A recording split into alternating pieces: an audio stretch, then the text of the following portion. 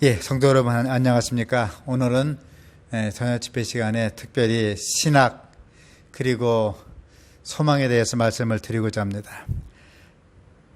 데살로니가전서 4장 13절로 18절 말씀입니다. 형제들아, 자는 자들의 가나에는 너희가 알지 못함을 우리가 원치 아니하노니 주께서 호령과 천사장의 소리와 하나님의 나팔로 치니 하늘로 쫓아 강림하시리니 그리스도 안에 죽은 자들이 먼저 일어나고 그 후에 우리 살아남은 자도 저희와 함께 구름 속으로 끌어올려 공중에서 주를 영접하게 하시리니 그리하여 우리가 항상 주와 함께 있으리라. 그러므로 이 여러 말로 서로 이루어라. 예수님 당시에는 제사장이 2만 명이 있었습니다. 수많은 바리새인들, 수많은 율법사들, 수많은 서기관들, 랍비들이 참 많이 있었습니다. 신학적으로 완벽한 바리새인들, 또 성서 지식에 해박한 서기관들, 또 율법사들, 가르침에 능한 랍비들, 행정에 능한 유대의 장로들, 그야말로 예루살렘 도성에는 신학자들이, 쟁쟁한 신학자들이 살고 있었습니다. 근데 때가 참에 예수님이 이 땅에 오시게 되었습니다. 그 밤 그 시에 수많은 율법사들, 수많은 서기관들, 수많은 제사장들, 수많은 랍비들은, 유대의 장로들은 예수님의 오심을 알지 못한 채 다 잠에 빠져들게 되었습니다. 그때 한 초라한 들판에서 양을 치는 목동들이 예수님 사건을 발견하게 되었습니다.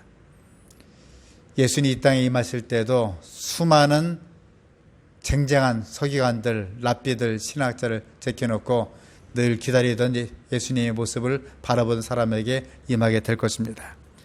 시대의 소망에 이런 영광의 말이 있습니다. 소년 다윗이 양을 쳤던 들에서 목자들이 밤을 지새우며 여전히 양을 지키고 있었다. 그들은 고요한 시간에 약속된 구주에 대해서 서로 이야기하며 다윗의 보좌에 주게 하실 왕께서 오시기를 기도드렸다. 그들은 대화 속에서 오로지 예수님 얘기했습니다. 여복의 친구들, 예수님 어서 오시면 좋겠네. 기다리던 예수님, 그 옛날 아브라함과 이삭과 야곱과 수많은 선지자 기다리던 메시아 예수님 오시면 참 좋겠네. 그런 대화를 나눌 때 여러분에게 놀랄만한 복음을 알려주겠습니다. 바로 이 작은 마을 베들레헴에 예수님이 탄생하시게 되었습니다. 하늘엔 영광, 땅에는 기쁨 하면서 그 내용을 알려주게 되었습니다. 그들 예수님을 발견하였어요.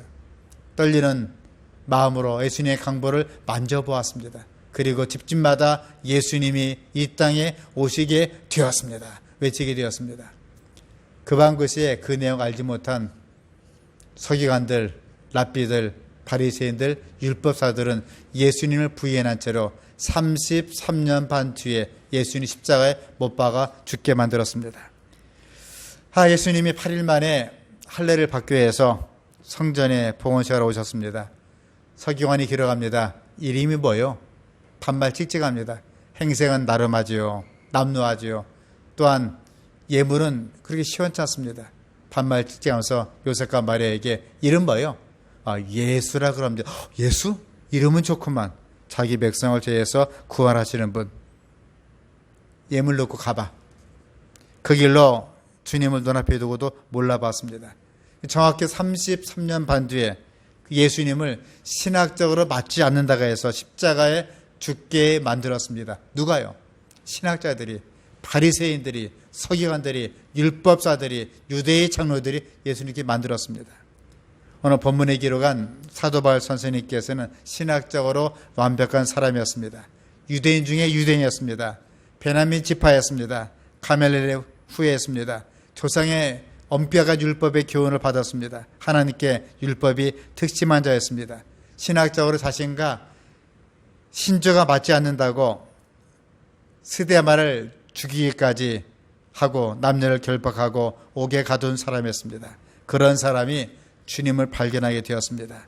신학자에서 신앙인으로, 또 신앙인에서 소망을 전파하는 복음 전도자가 되었습니다. 오늘 본문에 나오는 데살로니가 교회는 바로 유명한 도시였습니다. 바로 그리스의 반도 북쪽에 있는 마게도냐 수도이고 한 곳에 세워진 교회였습니다. 근데 이 교회가 어려움에 처하게 되었습니다. 주님께서 곧 오신다고 가리킴을 받았는데 해가 거듭되어도 1년이 지나고 2년이 지나고 3년이 지나도 주님은 오시지 않는 것이었습니다. 또 이방인의 박해도 있었습니다.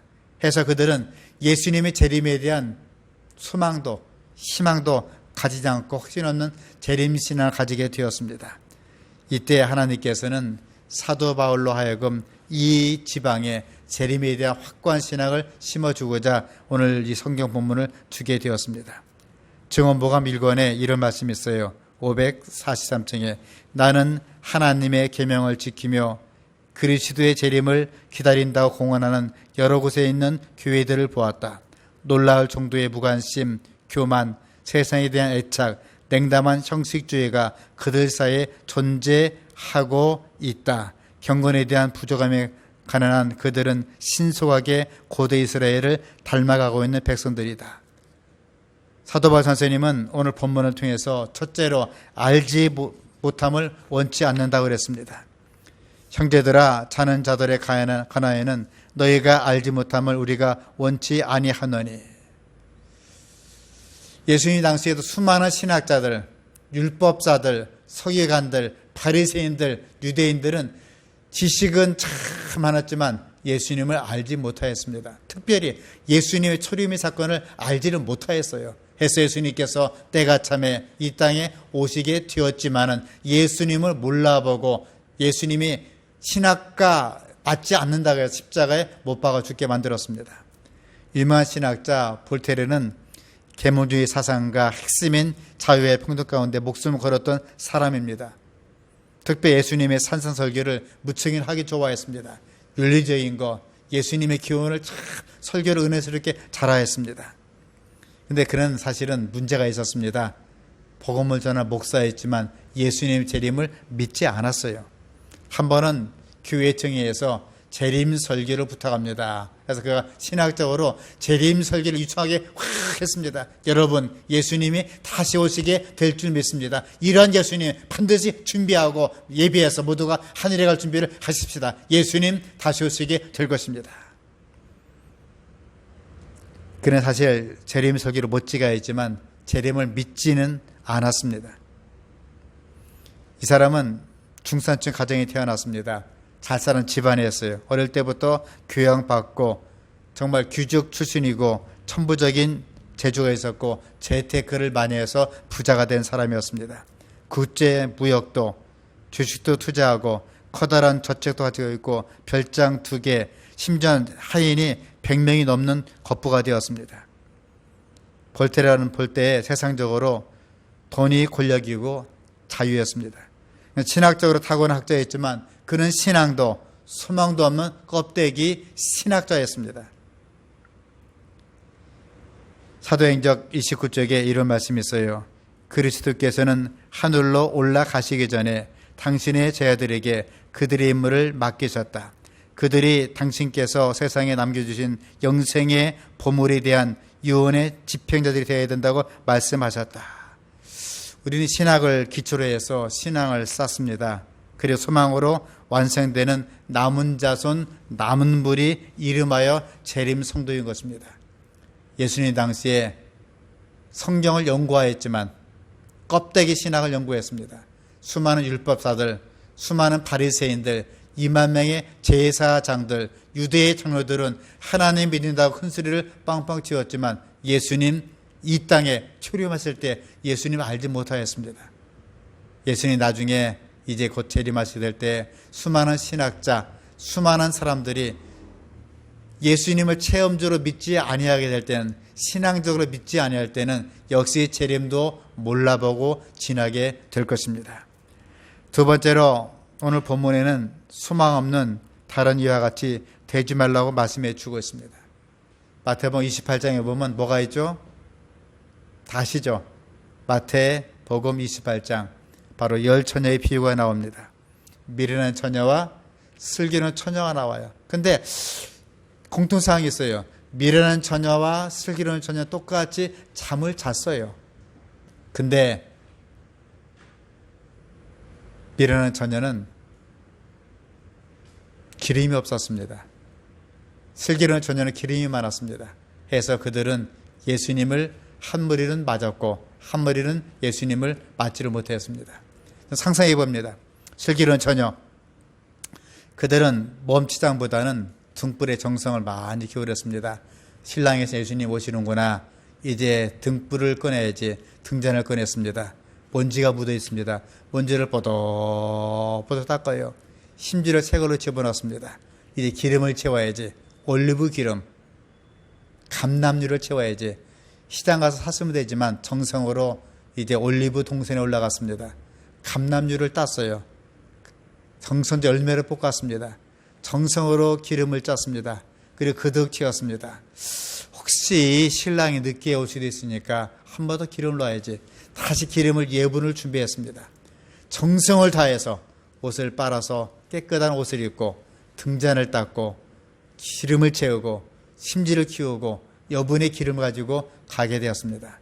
한편 미련한 처녀는 신랑이 오시는구나, 예쁘게 보여야지, 옷을 예쁘게 입어봐야지 몸단장했습니다. 머리도 가꿨습니다. 우리말 연지꼰지 다 칠하게 되었습니다. 예쁘게 화장도 하고 꽃단조도 했습니다. 그런 다음에 신랑을 맞으러 가기 위해서 등잔을 꺼내야 되는데 벽장을 열어서 아무거나 등잔을 탁 꺼냈습니다. 심재가 있든 말든 기름이 있든 말든 상관이 없었어요. 그냥 자기 몸만 꽃단장하고 예쁘게 꾸민 채로 그냥 질질질 끌고 들고 등잔을 가지고 왔습니다. 밤이 되었습니다. 이제 등잔에 기름을 켜게 되었습니다. 슬기로운 처녀는 반짝반짝 빛납니다. 미련한 처녀도 대충 빛납니다. 그러다가 그들이 다 졸며 잘새 신랑이 왔습니다. 밤중 술이 왔습니다. 신랑을 맞으라고요. 눈을 떠보니까 미련한 처녀는 등불이 꽂아가고 있었습니다. 슬기로운 처녀도 마찬가지였어요. 하지만 슬기로운 처녀는 기름을 또 채웠습니다. 그때 기름을 달라 할 때 우리도 기름이 부족하니 신속히 가서 기름을 사갖고 오너라. 미련한 처녀가 기름을 사러간 사이에 신랑이 와서 문을 닫혔습니다. 그때 미련한 처녀는 슬피 울면서 주여 제가 왔습니다. 하지만 소용이 없었어요. 그 내용입니다. 그래서 우리는 예수님 재림을 준비할 때 늘 기름을 준비하고 등잔을 닦고 깨어서 준비하라고 말씀해 주고 있는 것입니다. 세 번째로 주님 이 땅에 다시 오실 때 신앙을 넘어서 새롭게 정해진 소망을 말해주고 있습니다. 예수님 당시에는 예루살렘 교회, 참 아름다운 교회였습니다. 숫자도 많이 있었어요. 2만 명의 제사장들, 우리 목회자가 한국에 800 몇 명밖에 안 되거든요. 그 당시 2만 명의 제사장들, 수많은 율법사들, 수많은 서기관들, 우리말로 신학과 교수들입니다. 수많은 레이지파들, 그리고 유대의 장로들 참 많아 있었습니다. 얼마나 신학에 뚜렷했든지 사람이 죽어도 의식만 충만했습니다. 한 유대인이 여행 중에 강도를 만나서 거반 죽게 되었습니다. 안식이래요. 제사장이 지나갑니다. 아이고 거룩한 날 안 됐구만, 조심들 해야지. 거룩한 제사장이 이 귀한 안식일 날 저렇게 피 묻는 사람을 손대다니 안 될 것이야 하고 그 사람을 죽게 내버려두고 통과했습니다. 레이지파가 지나갑니다. 역시 아이고 조심 좀 해야지, 그렇게 이렇게 강도를 만났구만, 아이고 얼마나 아팠을까 하면서 지나갑니다. 통과. 사마리아 사람이 지나갑니다. 이 사람은 할례를 받지 않은 사람이에요. 얼른 내려왔습니다. 그리고 와서 그 사람을 옷을 덮어주고 수치를 가려주고 몸을 닦아줬습니다. 그런 다음에 나귀에 태워야 되는데 자기의 짐을 다 내려놓고 나귀에다 사람을 태웠습니다. 신속히 내려가서 주막에 갔어요. 여보게 주막 주인 양반, 이 사람을 살려주시오. 얼마가 들어도 살려주세요. 하면 자기의 올리브 기름을 주고 돈을 다 주었습니다. 모자라면 내가 다시 갔다 와서 이 돈을 살려주게 되었습니다. 예수님께서는 그러면은 먼저 통과한 제사장, 먼저 통과한 레이시파, 할례를 받지 못하였지만 살려준 사마리아 사람, 과연 이 유대인, 레이지파, 유대인, 쓰러진 사람에게 이웃이 누구이냐 할 때 그들은 꼼짝없이 그에게 도움을 준 선한 사마리아 사람이 이웃이니이다 얘기했습니다. 데살로니가전서 3장 12절 예수님이 뭐라 했을까요? 너도 이와 같이 하라 그랬습니다. 또 주께서 우리가 너희를 사랑하신 것 같이 너희도 피차 간에 모든 사람에 대한 사랑이 더욱 많이 넘치게 하사 너희 마음을 굳게 하시고 우리 주 예수께서 그의 모든 성도와 함께 강림하실 때 하나님 우리 아버지 앞에서 거룩함에 흠이 없게 하시기를 원하노라. 여러분, 성경의 주제가 뭔지 아십니까? 창세기, 출애굽기, 레위기, 민수기, 신명기, 여호수아, 사사기 이렇게 쭉 나가서 마지막 마태, 마가, 누가야, 요한 1, 2, 3서, 요한 계시록까지 주제가 뭔지 아십니까? 사랑이에요. 내가 너에게 새 계명을 주느니 너희는 서로 사랑하라. 혹시 예언이신 기별의 총 주제가 뭔지 아십니까? 부조와 선지자 첫 마디가 뭡니까? 하나님은 사랑이시다. 그리고 나서 마지막 대쟁투 끝부분이 뭔지 아십니까? 사랑이에요. 제가 그 말씀 읽겠습니다. 예언의 신 대쟁투 마지막 부분입니다. 대쟁투 678쪽입니다. 대쟁투는 끝났다. 죄와 죄인들은 없어졌다. 온 우주는 깨끗해졌다. 오직 저와 기쁨의 맥박만이 온 우주의 만물을 통하여 고동한다. 생명과 빛과 환희가 만물을 창조하신 분에게서 끝없이 넓은 우주로 퍼져 나간다. 대쟁투는 끝났다. 죄와 죄는 없어졌다. 온 우주는 깨끗해졌다 그랬습니다. 가장 작은 원자로부터 가장 큰 세계 이래까지 만물은 생물계와 무생물계를 막론하고 조금도 흠이 없는 아름다움과 완전한 기쁨으로 하나님은 사랑이시다. 하나님은 사랑이시다 선포한다 그랬습니다. 생물계도 무생물계도 한마디로 하나님은 사랑이시다 선포한다 그랬습니다.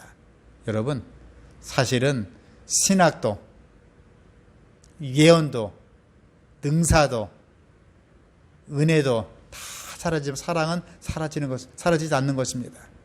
그래서 이거 보니까 대쟁투는 끝났다.